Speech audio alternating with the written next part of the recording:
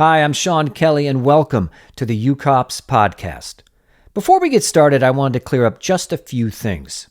First, what is UCOPS? Well, the United Coalition of Public Safety, UCOPS, is a national nonprofit made up of public safety organizations from across the country. Our focus is simple: bring law enforcement and the communities they serve together to help shape smarter public safety policy and to keep our communities safe. What can you expect from this podcast? Straightforward conversations with law enforcement experts from across the nation, focused on public safety issues that affect you. What's working, what's not, and how we can bring policing into sharper focus. And for our inaugural episode, we've got a great one. We're going to speak to the president of the Seattle Police Officers Guild. So stick around.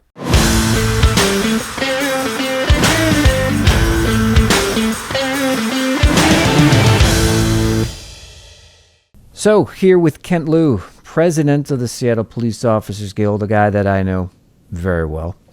Kent, welcome to the podcast. Thanks, Sean. Thanks for having me. Yeah.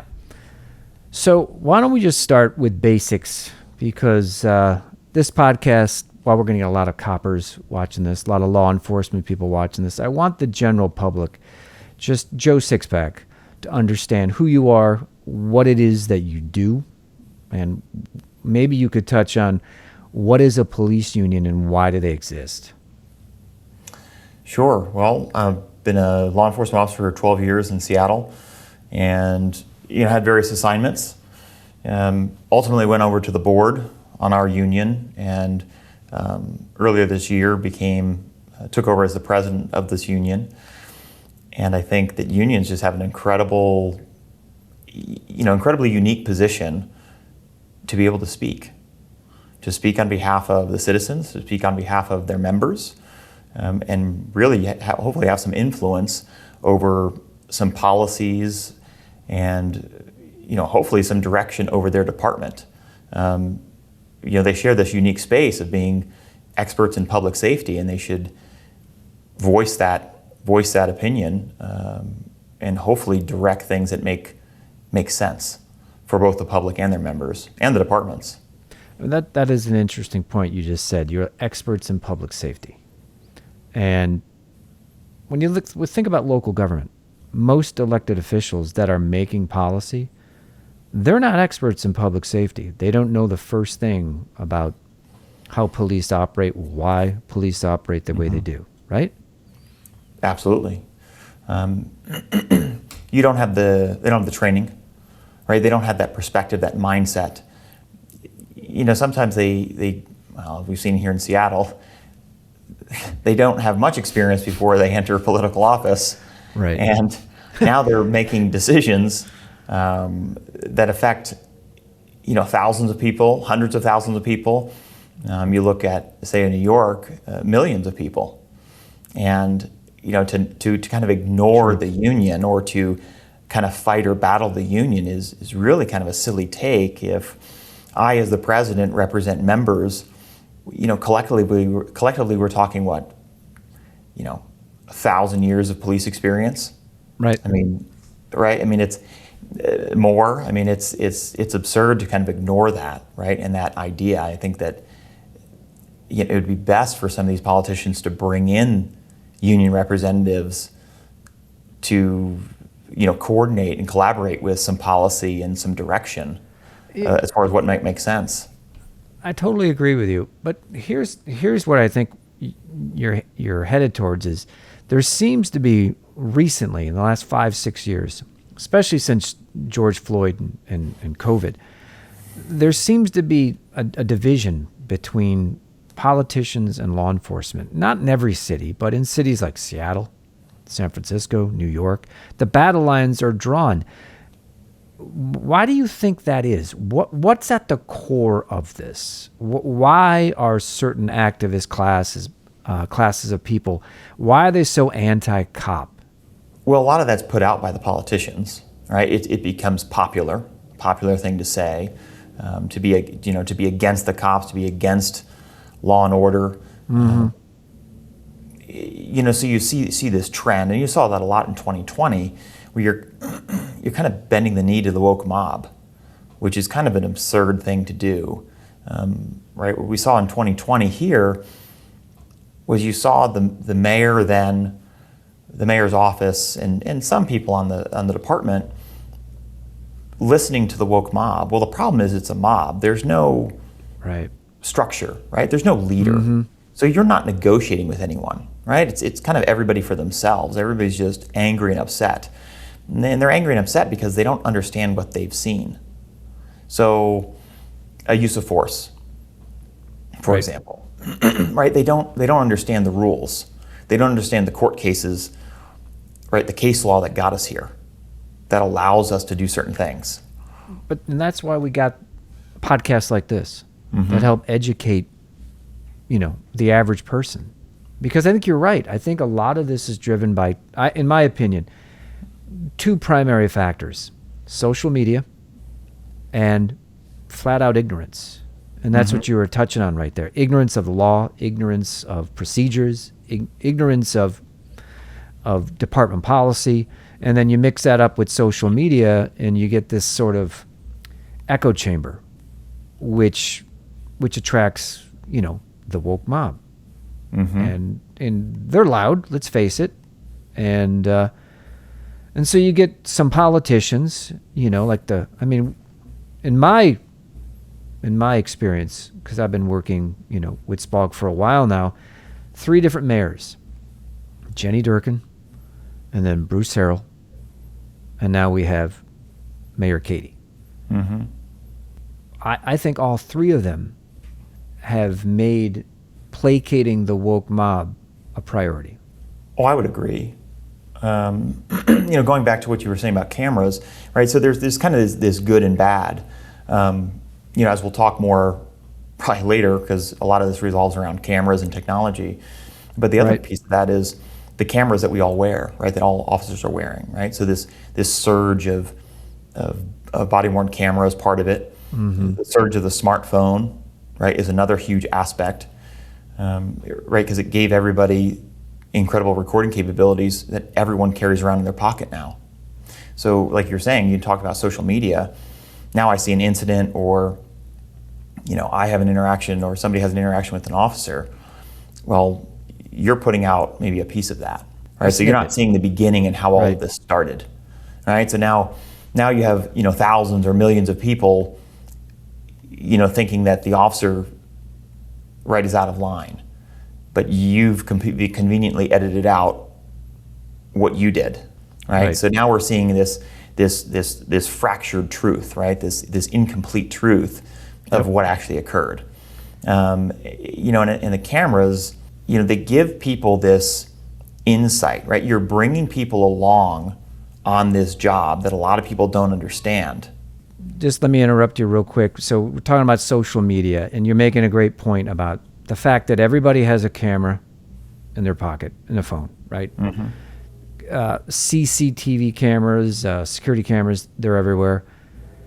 But the most important, I think, change that's is happening, and it has happened nationwide, is the body-worn cameras by police officers. And so is there a misunderstanding of what they're capturing? Because they capture everything, but maybe we're missing context when all of these cameras are put together. Well, I think context has something to do with it, but I also think the larger thing at play, which we've historically seen before, is that these cameras bring people to the front line of something that they don't understand. Right? So has policing changed? It has changed, right? There's definitely been kind of more traditional policing model, crime fighting, things like that. We've moved to a little bit more of community policing, right? So there's more interaction from the public. But now you add these cameras in, and now the public who's sitting at home, right, who's scrolling on their social media feed, gets to see police work up front, right? And traditionally, the only way to do that was to do the job, or to be the criminal, or to be the victim or the witness. You mean to be a part of it. But now now everybody's a witness to it, right? Right, and everybody gets to judge it. And everybody gets to judge what they don't understand.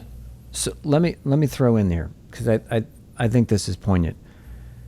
With the advent of social media, and as social media has matured, you get this monetization of different accounts. The more views you get, the more money you make. And what attracts views on social media, a lot of people call it clickbait, but it's extremely high engagement video. It's bombastic. And people curate this and edit these clips so that while you're sitting on the toilet doing God knows your business, right? You're consuming these small, minuscule 10 to 15 second clips completely out of context. And in my opinion, that's what leads to the raging mob. And they see a little something. They see a cop maybe getting physical with a suspect. They don't know what led up to that. They don't know the history. And that leads to a viral video. And politicians react to those viral videos. Sure. Am I over the target on that?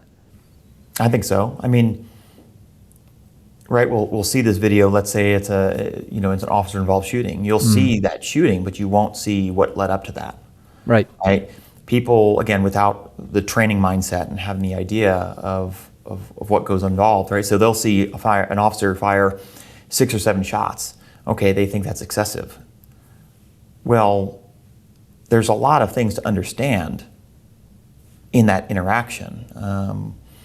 Right, but we're not providing people that opportunity, and a lot of times, to your point, that's intentional, right? Because I'm grabbing this right. sensationalized, 10-second, 15-second clip of this, 30-minute interaction, or whatever that. Right, there's right. money I'm just trying involved. to sell something. I'm trying to create views, create likes. That's exactly what I'm saying. Yeah, there's money involved. There's prestige. There's influencer status to all of this. Yep. And if they're throwing the cops under the table while they're doing it, so be it. And a lot of times, though, the politician who's going to comment on this is equally as uninformed 100%. as a lot of the public. Yes. Right? They don't understand what happened in this interaction. They don't know all the facts.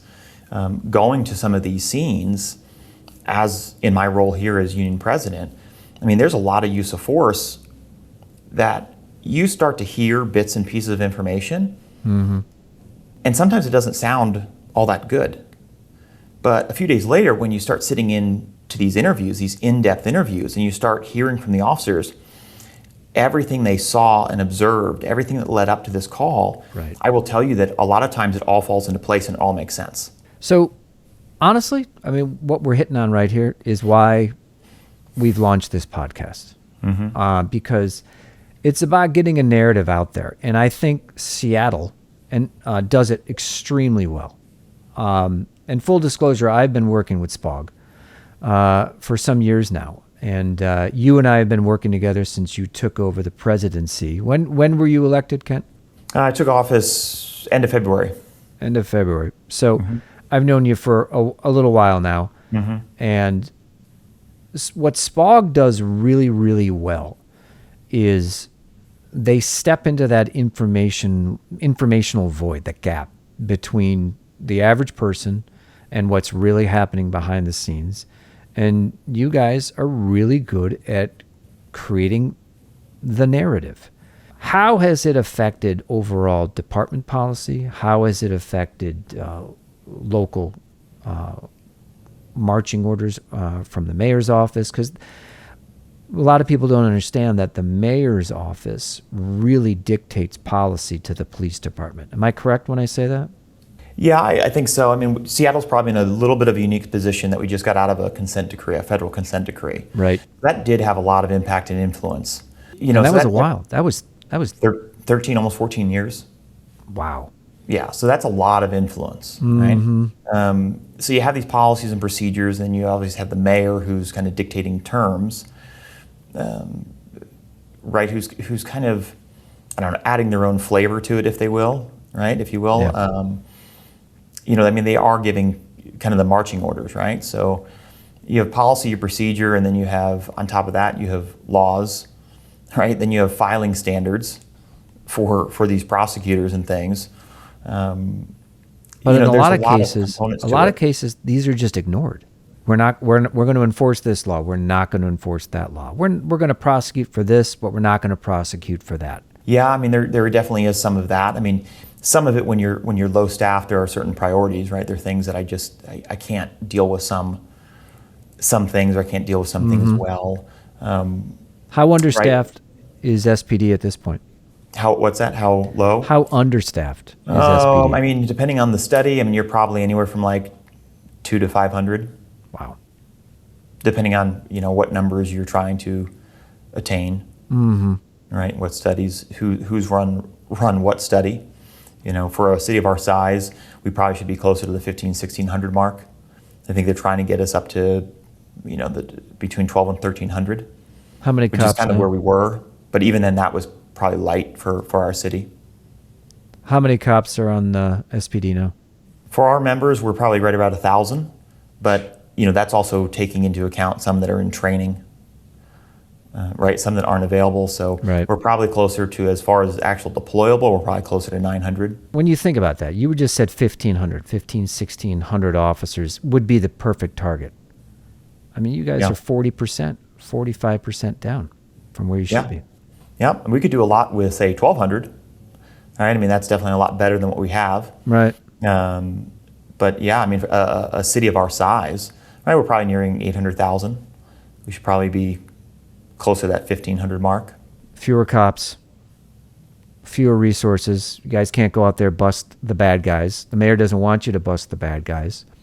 And so back to the reason why SPOG has got to start to control and at least try to drive a pro law enforcement narrative in Seattle. And, you guys have racked up some really impressive wins. And I think one of the things that I've enjoyed the most of working with you and SPOG is that we've sort of reverse engineered the whole rage mob thing. Recently, SPOG has been advocating that all of the city's CCTV cameras be turned on to help you guys investigate, solve crimes, find the bad guys. But the mayor, since taking office, has refused to do so. So SPOG chose to weigh in on this. Tell me why SPOG chose to weigh in on this issue itself. Sure. So she comes into office, and we've had this RTCC, this Real-Time Crime Center, being stood up, and a lot of the acronyms, by the way. Everything's an acronym there. Everything. Yeah, absolutely. And so this camera center has been turned on, and a lot of safeguards and things have been put in place as far as privacy and things like that. So she gets into office, and she doesn't want to, she at least wants to pause the expansion. So a lot of this expansion was kind of planned out, paid for, it's all covered. So she pauses it, really in the name of ICE hysteria. That's really what it is. Right? So I'm sorry. I'm laughing, I'm only laughing because people literally fall for these shenanigans. Is there ever been any evidence that the federal government has tapped into these cameras and stolen footage and used it against illegal immigrants? No, not at all. There's none.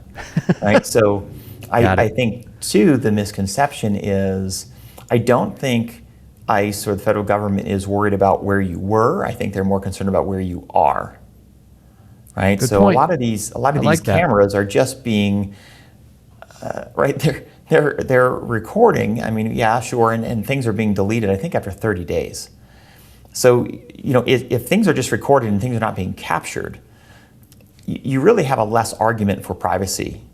Right? Because if I collect data and I store it for years, and I can track you and do all sorts of things, there's an argument to be made that I can find a pattern, right, in your life, and I can probably. Well, that's the pushback I hear a lot about flock cameras, right? But these are not flock cameras, right? No. Flock is a third party, a private company, right, and they have contracts with different cities, jurisdictions, and they do collect a lot of data. They got a lot of automatic license plate readers and so on and so forth. But the cameras that SPOG was weighing in on are just CCTV, closed circuit television cameras, that feed into the RTC, bear with me, folks. The acronyms are coming fast and furious. The Real-Time Crime Center. So these cameras are fed into a crime center where cops are looking at them. And they're being used to do what? Well, what we're looking to do is actually find crime. I mean, the idea behind RTCC, the real-time piece of it, is that if there's an incident, if there's a disturbance, if there are things like we can put eyes on with these cameras first, right, and actually see what's going on. So we can feed real-time intelligence to officers either responding to a scene, right? We can capture things that that we normally wouldn't have seen or don't have witness to. So they're communicating in, sorry for the redundancy, in real time to the cops that are out there on the street. Right. And they're saying, hey, that is the concept. Bad guy went that way, Same idea behind using a drone. Yeah. Right? So, imagine, we have some areas downtown. Imagine having a fight disturbance, right? So now as officers, is this still going on? Right. Right? Is this still happening? But then you can actually go back and you can say, hey, suspect looks like the primary aggressor was this person wearing this, and they left in this direction, right? And imagine being able to track them, right? And now we can hold this suspect accountable. Well, this is where we can get boots on the ground and we can actually maybe apprehend these people and figure out what's what. Yeah. See, this is all very logical to me. I like to think of myself as a relatively intelligent guy with a high sense of reasonableness, and none of this to me seems unreasonable. This seemed like a silly fight for the mayor to pick, and it seemed for a very smart topic for SPOG to weigh in on. So what I want to do right now is I want to share with you, I want to sort of enjoy this. We're going to go back through SPOG's X account. So this was incredible because this was right in the thick of it. Right when we were starting to kind of exchange what I would call is information with the mayor. And you can see here in this picture, there is a man attempting to push another person right in front of this train. This is crazy. This is exactly what you were talking about, that, cameras help solve crimes. I'm going to go full screen here. And everyone, just take a look at this. If you haven't seen this before, incredible. Look at this guy waiting, lying in wait. This is insane. This poor guy's on his phone, completely oblivious. Look at this guy. How devious he looks. Boom. Oh my God. All right. You're a cop. What do you how does that make you feel? Well, I think what people really need to do, and maybe more politicians need to do this, is imagine that's someone you loved and cared about. Right? Why would you not? So, I mean, this is not necessarily RTCC, but it is showing the importance of cameras, right, and catching people. And I think that this really highlights that a lot of times these cameras are the only witness that we will have to some of these crimes. See, that's it right there. You just hit it perfectly. And without these cameras turned on, there's a very good chance no one would ever known that happened. I mean, maybe somebody monitoring that one camera, but it would not have gone viral. It would not have reached the level of audience that it did without that camera. That's safe to say, right? Oh yeah, I think so. Absolutely. If going back to 2020, if you're going to defund, right, or even just say it, right? Once you don't even have to be successful financially, but once you start vilifying and demonizing this profession, and people leave, and people are uninterested, and people stop applying, there is this tremendous ripple effect that we are seeing to this day. So here we are, 6 years later, right, and we're still dealing with the consequences of it. So in a short-staffed police department, now you're going to take away this tool or not expand this tool? Right? Doesn't this just put more eyes on things and allow us to focus our resources, our limited resources, on apprehending real suspects? Doesn't this help the prosecutor's office, who doesn't have enough prosecutors, to put together slam dunk cases? That a video, like this video, if you capture that suspect and with this video, you're not going to trial. So it saves money. It saves time. Yep. It saves resources. On a city that is spread very thin, I mean, there's so many wins here. Again, I go back to, what's the problem? I don't understand why Mayor Katie would dig her heels in. I'm no politician, but I can call balls and strikes. And whoever is advising her on topics like this, she really ought to reconsider who she's surrounding herself with. All right, I want to show you one more example, and this is a little something from a local news station, and it's Como. You've got an unsuspecting senior citizen just walking down the street, and you got these two guys that are going to take advantage of him. You can see the 77-year-old victim as he walks down 3rd Avenue in downtown Seattle. He told investigators he was heading home when out of nowhere he was attacked. The two suspects shove, punch, and then this man stops right short of kicking the injured senior as he lay on the ground. The two attackers walk off, leaving the man behind. Bystanders and witnesses do nothing. Which one is it? The tall one? A security guard called 911 after hearing the man cry for help. Police arrive and find the suspect standing at a nearby McDonald's. At the time, police were only told one of the men was involved. They arrested 29-year-old Ahmed Osman.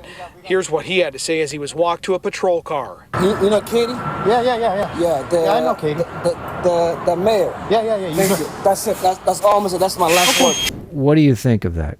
Well, I think the scariest part of that is, so as an officer, you respond to these scenes, these fights, and a lot of times, you have somebody that's been assaulted, and a lot of times it seems like, okay, the person who kind of lost the fight becomes the victim, right? In other words, there's a piece of that, there's a large component to that fight that you're missing, right? You're talking to both sides, and you're thinking, there's something isn't, I'm not getting the full information here. Right. This clip is really scary because that is a completely unprovoked attack. You're right. That is the scariest part about this. Mm-hmm. And so, let me just... You or your loved one could be walking down the street and you'll be attacked for no reason. And so what led us here? We're 6 years after the defund police movement, right? We're down, we talked about this, 40 cops, 40%. We're down 40%, maybe 45%. We can both agree we're probably comfortably down close to 500. If we want to be at 1,500 and we're under 1,000, let's just call it 500. We're down. Yeah, that's our goal, right? To get back to where we were, we're probably still 200 down. Okay. And so that's still a significant amount of cops. So this emboldens guys like this. Yep. Who knows what's going through their mind? That's not, I'm not here to talk about that, at least today. But these guys just cold cock this poor old man. This guy was minding his own business, just trying to live in Seattle. He's an ordinary guy just trying to live his life in Seattle, and these two guys clock him. The camera catches everything. And this was an RTCC camera, so this was an official city camera. It did exactly its job. Now, help me out here. Were the officers in the crime center communicating with the cops out on the street and telling them, hey, this is where the guy is? Did it work the way it was supposed to? That's my understanding for this one, because in the end of the video, you see them approaching at least one of them, and they arrest him right in front of McDonald's there. And then he says, do you know who Mayor Katie is? That's incredible. What do you think that is? You want to riff on that a little bit, or do you want to touch that? What do you think it is? That I don't know. That'd probably be speculation. I think. Well, of course, right. But that's the bigger thing part that you're hitting on is that when you flirt with this defund movement and you lose officers and you're lacking these resources, right, and you're not patrolling the same way or to the same strength, I think what people don't realize is that a lot of these younger kids, right, who kind of come into the street, who instigate some of this stuff, if this is prolonged, right, now they've kind of lived in a Seattle where they've not felt the effect of a fully staffed police force. How about, right? let's just call it, they haven't been held accountable. Right, 100%, right? So like, that's exactly what it is. They haven't really felt the real, true repercussion of, right, being held accountable of a fully staffed police force and things like that. So you kind of create this new culture on the street. There it is. Right? I think that's what kind of builds to this, right? So now, as a department, right, and as a union, we've got to think about messaging is like, okay, imagine what it takes now to build that reputation back. And this is where I think the politicians don't quite understand, like, you have to be kind of aggressive now. And I don't mean heavy-handed, right? You can be reasonable, you can be accountable, but it also takes a level of aggression from the prosecutor's office, right? For the system to kind of work and kind of get back on track. You have to get closer to zero accountability, removing that zero accountability and zero tolerance for nonsense like this.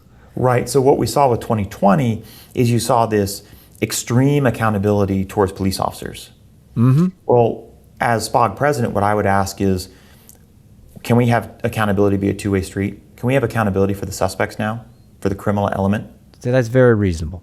And you be careful now. You're speaking logic now, and a lot of people these days, they don't.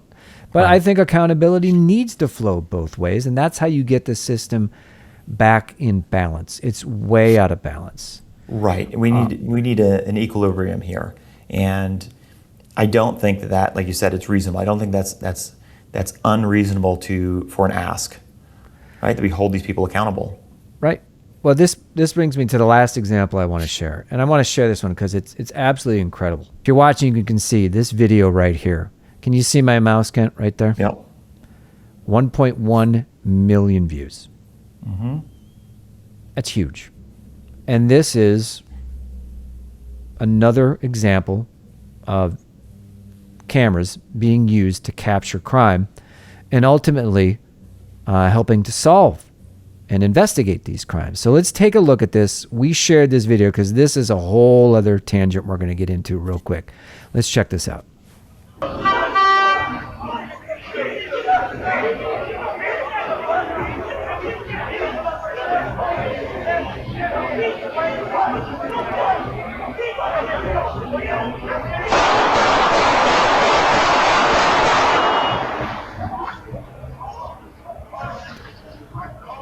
This poor guy can't find any help. Mm-hmm.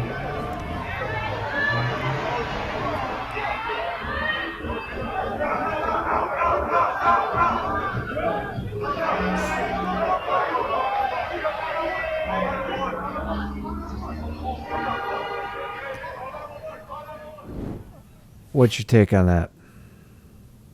Well, I mean, this is another good example of cameras working. First of all, we're not laughing at the fact that somebody got shot. No. What I think Kent and I are enjoying here is, like, can we present any more reasonable examples and evidence that cameras work? It's absurd that SPOG found themselves in this war of ideas. Yeah, I think you're right. The kind of the laugh and the snicker, right, is really, there are clear examples, and I don't think that this is controversial, right? So shouldn't be. The kind of the controversy here for the mayor is that it's all self-inflicted. Honestly, if she were to write an autobiography, a political autobiography, it would be called Self-Inflicted, the Katie Wilson Story. I've never seen anybody in a local politics, national politics, chalk up so many L's. Just voluntarily just chalking them up one after the other. So related to that. So please, SPOG, we're working together. You and I, we find, this footage, right? We post publicly available, by the way. Right, and we'll get there. Don't spoil the punchline here. So please, this is so good. Start us off. We post this video on X. Yeah. It does fairly well, right? Yeah. People are looking at it. Yeah, it's getting eyeballs, right? And then the next day, please, just act like you've never told me this story before. Tell me what happened. Sure. All right. So for the audience, I will have them keep in mind when you brought this video up just a moment ago, the view count on it. So 1.2 million. Okay. Right. So keep that in mind. So we post this video on a Monday, I think it is. And by Tuesday morning, I get an email from the mayor's office, and they are threatening me with department policy violations, an SMC violation, which is a Seattle Municipal Code violation. Okay. All alluding to the fact that I shall not basically take videos and use them for political purposes. So the implication here is that I obtained this video through means as an officer, right? So I've grabbed this from RTCC.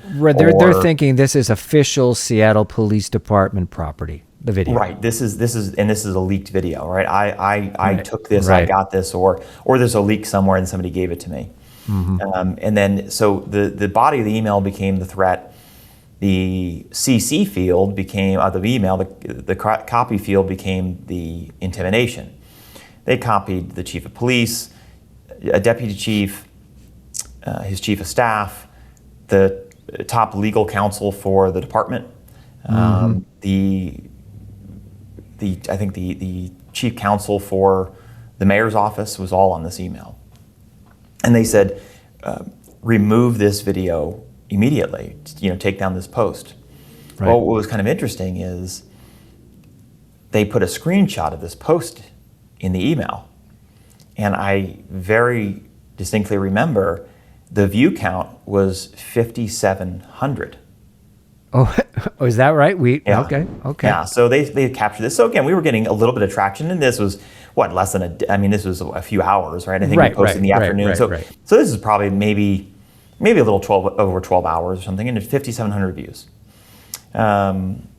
So we responded, and I thought, this must be a mistake, because they obviously don't realize that this is a publicly available video on Como, right? There's nothing special, unique. There's no leak. There's no inappropriate. Right. We just repurposed the video. Right. There's no. I didn't obtain this inappropriately. Mm-hmm. So we respond to them and we say, here's the source video. You can watch for yourself. Right? But we're not. We're SPOG. We're an independent organization. We're not subject to department policy. So we fired that back, and I think more than a day went by. And I thought, well, for sure, they realized the error in their way, right? They realized, okay, here's a source video. This is not inappropriately obtained. This is done. Right.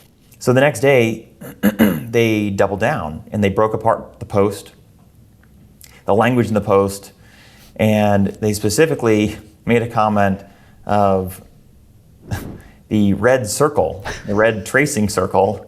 Thank you, detective. And they alluded that the only person who could put a red tracing circle on the video was a detective. So they basically doubled down and said, this is an investigative file, and that now you must have gotten it from a detective. So thank you, Sean, for that. So apparently I've been promoted to Seattle detective. Yes, so. Absolutely. So I'm kind of not believing this, right? So in the first email, going back, we had basically said, hey, if we want to have correspondence, we're going to copy our attorneys on this. Mm-hmm. So our attorneys were copied on this. So after this second email came back, that doubled down. We had a meeting with our attorneys the next day, or later that day or the next day, and we discussed our options. And we said, what is going on here? So anyway, we were going to file a declaratory judgment action against the city in federal court. What is that exactly? That sounds serious. Well, we were going to allege civil rights violations. Okay. First and 14th Amendment civil rights violations in federal court. So we were that was our game plan, what we were going to do. That was what we were going to do. And then we get a retraction from the mayor's office. Just like that? Yeah, pretty much. So I think the media started doing some digging around, which scared them a little bit. So I think they got wise, like, okay, maybe this is not a good look for us. So I don't know if they thought that they could do this, or I would fall for it. 100% they did. Fall for this intimidation. Yes. Yeah. So I think they wouldn't have done it. They wouldn't have done it if they didn't think they could get away with it. Yeah, and I don't know if they really thought they had the control over me, because, technically I'm still an employee of the city, but right.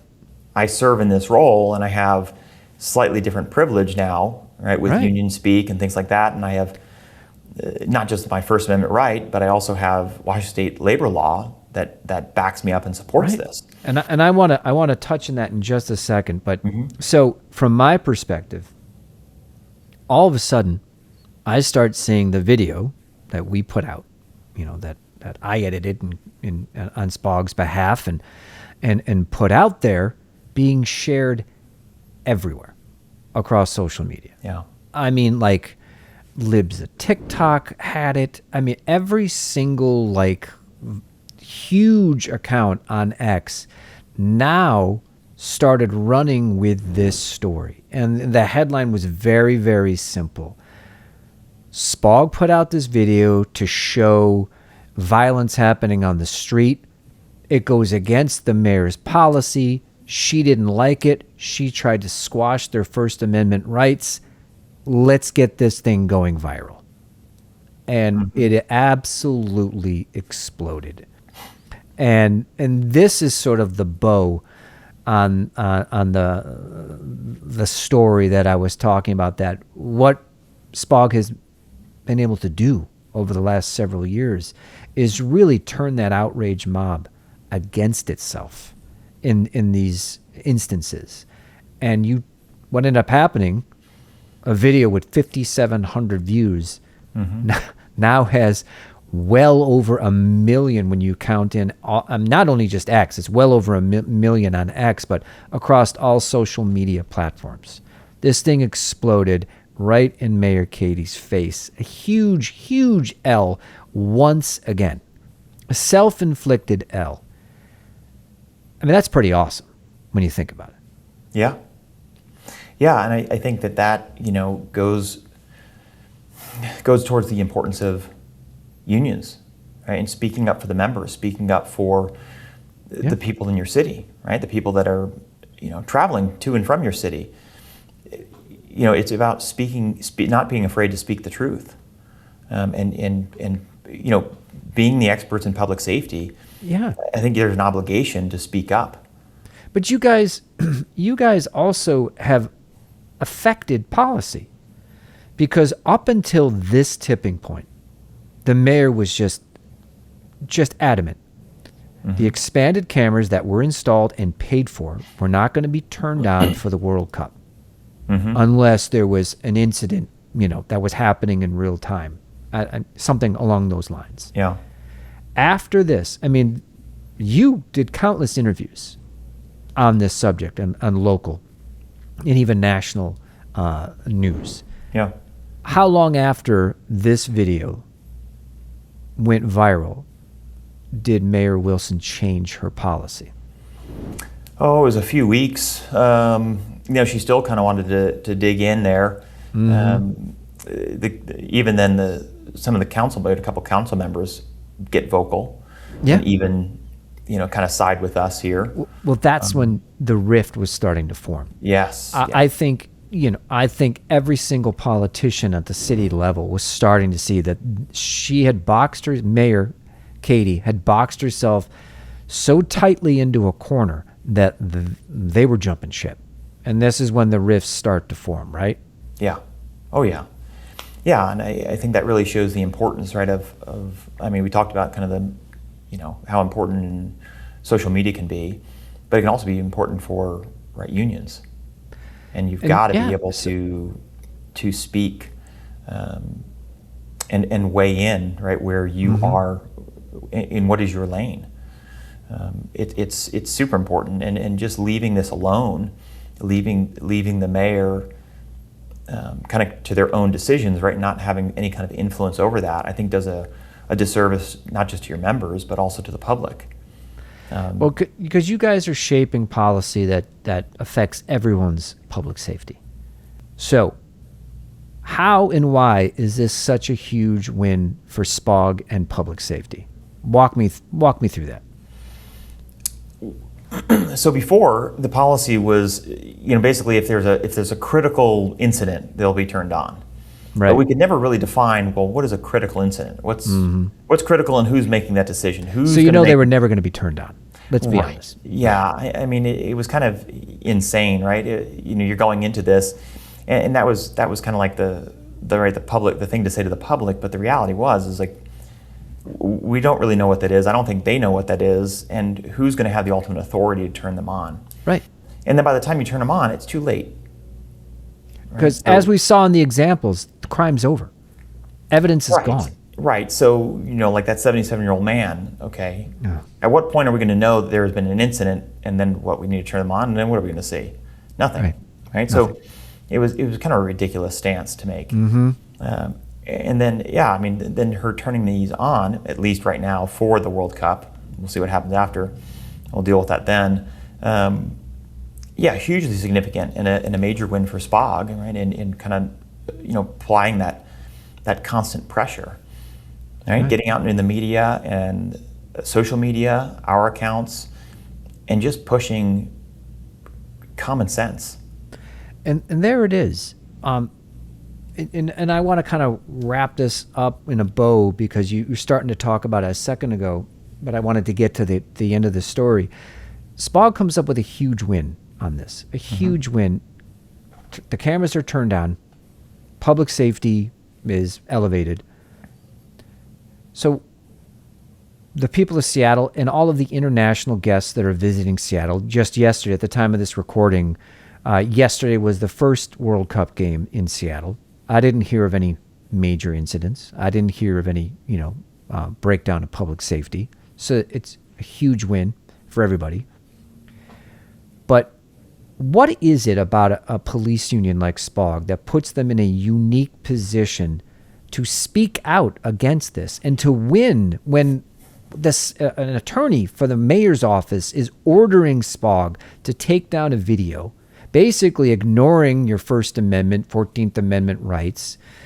The fact that they're ignorant to that is a whole nother discussion. This is an attorney and doesn't know the law. That's crazy. But despite that overwhelming pressure, how is SPOG in such a unique position, and how are other police unions across the country in a very unique position to push back against unreasonableness and help shape policy when it comes to public safety? A lot of times, police chiefs are not as strong and powerful as they might appear to be. They have the rank, and they can guide the department, but they still serve at the pleasure of the mayor. That's an important fact. Yeah, and again, I actually like our chief. I have good meetings with him. It's productive, right? But you start to understand that as the leader of your union, you serve a unique purpose and role, certainly within cities where the chief, is, and some of these high-level officials are limited, where you as a union leader are not. And that's where I think I'm getting back to, like, our previous thing, is that you have an obligation to speak up, to I think you do. I think I think you're right 100%, because you are in a unique position, and correct me if I'm wrong. I mean, I know a little bit about this, but I want you to fact check me here in real time. There's labor law, at least in the state of Washington, that protects what you can say, the fact that you can speak out freely. There's also, they call that union speak. And there are certain protections afforded to you from the department. Your status changes when you become the president of the union. Yes, you're still technically a cop, but you don't work any shifts as a cop, and you're sort of removed from certain SPD policies about what you can say, what you can't, so on and so forth. Yeah. Is that accurate? Did I get that one right? Yeah, I think that's correct. Now, there are other union presidents who don't have the full release time, and they might do cop work, and they might get in uniform and still work their normal shift. But they'd have to be just more careful about switching that hat, right, and making sure that they're speaking from that role of being this elected, from this elected position as union leadership. But I really do think it points to the fact that there is an obligation here to speak, right, and there is a separate role. Yeah. So I think if you look at kind of the structure of things, take a duly elected sheriff. Okay. Right? They answer to the public, their constituents who voted them in, and they have a lot of freedom and flexibility in that. And that's what you see. You see sheriffs speaking up around the country, and you'll notice the ones that say the most, the ones that get kind of the most attention, right? There's certainly some sheriffs down in Florida who speak about certain crimes or criminals or suspects or occurrences. The ones that are most vocal, they're sheriffs. They're generally not police chiefs. Well, because they're a little more insulated because they're elected officials. Yeah, they have a little bit more protection there, right? So understand. And the latest trend, if I may jump in on you here, what I've noticed in states like Washington and other cities or counties, because sheriffs typically are with counties, is they want to remove the elected part of a sheriff's position, and they want to make it more appointed. And I think this is why. 100%. They want to be able to exude influence on that sheriff, to control the sheriff. Because you just hit it on the head. When they're elected, they don't answer to the city, county council, or whomever. They only answer to the constituents. Yes. So King County, where Seattle is, they've already done that. We have an appointed sheriff, not an elected one. There it is. And that's why they're looking at more legislation statewide that a unelected body then would basically govern this, and you could basically unseat an elected sheriff. So it is 100% about control. They want complete control of the narrative and what is said, and that's just going to put more pressure on union leadership to speak up. We'll wrap up with this, because this is where I was headed. You hear a lot of noise on social media, like, do your jobs. Yeah. You lazy cops. So there are laws on the books.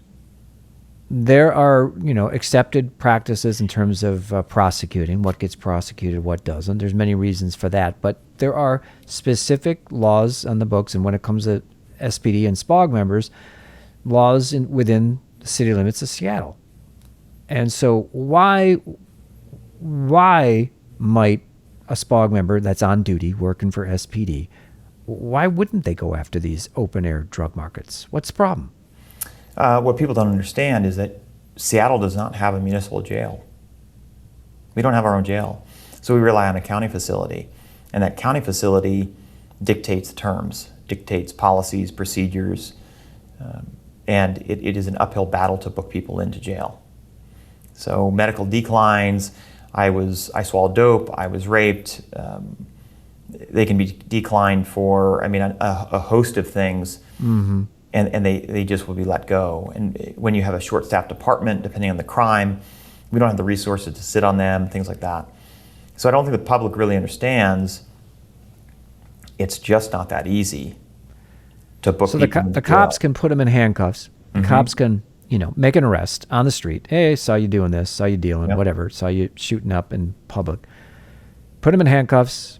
They're arrested. Next stop is King County Jail. You take them to King County Jail, and for one of the various reasons, King County Jail just refuses to, what do you call it? Take the prisoner, or affect the arrest? They'll decline them, medical decline.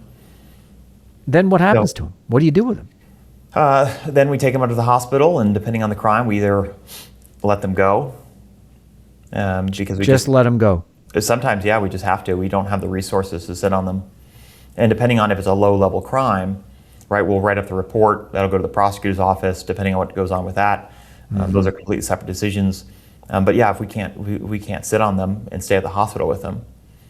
So a lot of times, like you said, I swallow dope. The hospital wants a 6-hour observation period. So we work 10-hour shifts. So you can start to do the math here. Yeah, I'm guessing after a while, these drug addicts and these criminals, they know what's up. They know what to say. Oh, absolutely. And that's happened for years. There's always been, something that is said on the street to bypass jail. Yeah. Right. So that's just been, updated throughout the years.